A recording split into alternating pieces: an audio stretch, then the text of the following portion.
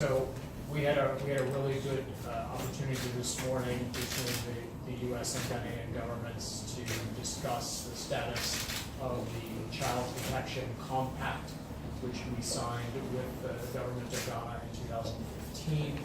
It's a program involving $5 million and a number of Ghanaian government agencies. We were very, very pleased to have the Honorable Minister of Employment and Labor Relations, as well as the Honorable Minister of Interior with us this morning, the Honorable Deputy Minister of Gender, Children, and Social Protection, and a representative of the Director of the Office of Public Prosecutions, among many other representatives from the Ghanaian government and non-governmental organizations. As I said, the Director of the Office of Public Prosecutions. Just very briefly, the Child Protection Compact is focused in the Volta, Central, and Greater Accra regions, and it was very good to hear of the significant work that the government of Ghana has been doing in those regions within the context of the compact. And with that, I'd like to turn it over to my colleague from the Office of Combat Trafficking in Persons from Washington, and then to the ministers. Thank you. We are pleased to see evidence of progress in addressing child trafficking through this partnership. The evidence progress includes increased public awareness of child trafficking in the partnership regions, which are Greater Accra, Central, and Volta, improved interagency coordination on child trafficking cases, an increased number of investigations, prosecutions, and convictions in child trafficking cases. However, we are also concerned that there are persistent challenges that continue to impede progress toward achieving the CPC objectives, and I will just cite three of those. The lack of adequate shelter facilities and services for child trafficking victims, the insufficient funding and resources needed to conduct investigations and operations to remove child victims from trafficking situations and prosecute perpetrators, and concern that inappropriate interference or influence obstructed some trafficking investigations and prosecutions. During our dialogue today, the government expressed its steadfast resolve to combat human trafficking, and we are pleased to hear that. Ghana was upgraded from Tier 2 watch list to Tier 2 in the State Department's 2018 Trafficking in Persons report, which annually assesses all government's efforts to combat human trafficking.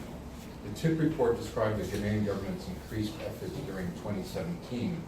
However, it will be critical for the Ghanaian government to demonstrate increased efforts throughout 2018 to maintain its Tier 2 ranking and work toward meeting the minimum standards and earning a Tier 1 ranking. Despite the positive steps taken in 2017, many Ghanaian boys and girls continue to be subjected to sex trafficking or forced labor, fishing, domestic service, street hawking, begging, quartering, herding, agriculture, and artisanal gold mining. Ghanaian women, children, and men continue to be deceived by false promises of good jobs in the Middle East and Europe, only to become victims of forced labor and sex trafficking. Prevention efforts also continue to face impediments. There is a need for more livelihood programs to assist the neediest and most vulnerable families, those most at risk of child trafficking. Ghana is not alone in the struggle to eradicate the crime of human trafficking. This crime persists in nearly every country in the world, including the United States. We recognize that this is an ongoing global challenge, and we will continue to assist Ghana in key areas, including broader public understanding of the forms of child trafficking in Ghana, expansion of quality services for victims of trafficking, and more effective efforts to hold traffickers accountable for the harms they do. I want to add just one more point. Your role as the media is essential in getting that message out and keeping the message out there, informing and educating the public. So I want to thank you for the role that you play and will continue to play in the future. Thank you very much. Ghana sees the children of this country as the future human resource being. And indeed, if we need to have a country that receiving attention from the international community in terms of investing, then perhaps one of the things we should also be looking for is the human resource that will be able to meet these future demands or the future development that we are all working towards. It is for this reason that the government of Ghana is committed to ensuring the well-being of children. One, in educating them and making sure that they have the best of education. Of course, education is a privilege but not a right. And also ensuring that they are not subjected to anything that will inhibit their development. It is on this note that we, as a government, are committed to our part in making sure that the CPC agreement that we have committed ourselves to is met. At the ministerial level, as we indicated, we have various assignments. My ministry, for instance, has the responsibility of making sure that children are not involved in work, especially works which are hazardous to their development. And we are committed to that. We work towards eliminating child labor in Ghana, especially the West Force. Currently, available statistics indicate that close to 1.2 million children are involved in issues of child labor. The greatest problem we have in eliminating child labor is the issue of exception and also the cultural aspect of it. And that's where we want to plead with you, the media, to assist us in doing away with this perception that when a child is involved in work, it is not something which is bad. But indeed, if the work that the child is involved in will inhibit his development, then certainly it is something which is not good to the child and must be avoided at all costs. We have also placed a ban on migration to the Gulf states, especially for work. What we are trying to do currently is to make sure that we develop a country-to-country agreement.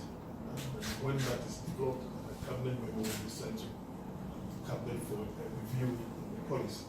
Because we also realize that even in spite of the fact that there is a ban on travel to the Gulf to work, we still have people who are using some unapproved means to get there. And very often we get calls.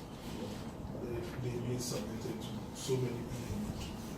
Indeed, anything which is akin to slavery should not be encouraged. We are not in support of that. We work towards getting the best for our people, especially ensuring that they enjoy their rights to work, be they working in Ghana or outside the shores. So we need the support of the press in making sure that the right education is carried out to the people. Thank you.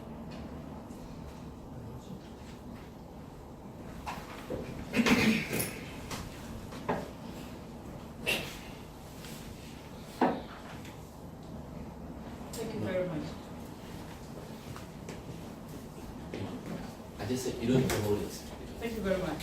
For the Ministry of Gender, which is the collaborating ministry to ensure that the rights of individuals in the country is adhered to, and we host the Secretariat of the Human Trafficking Unit.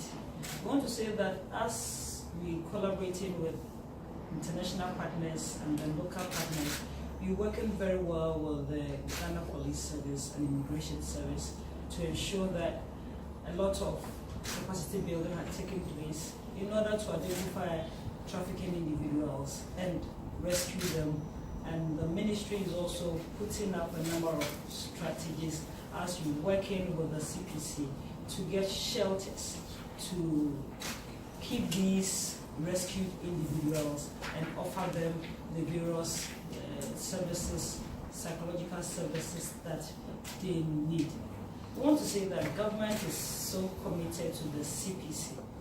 For the first time since we assigned to the CPC agreement, this year's budget had 500,000 Ghana cedis into the human trafficking fund, which we use most of these funds to rehabilitate a number of shelters and also refurbish them. As of now, government has realized that most of these individuals who are vulnerable to this trafficking do not have skills, and a number of them do also not have education.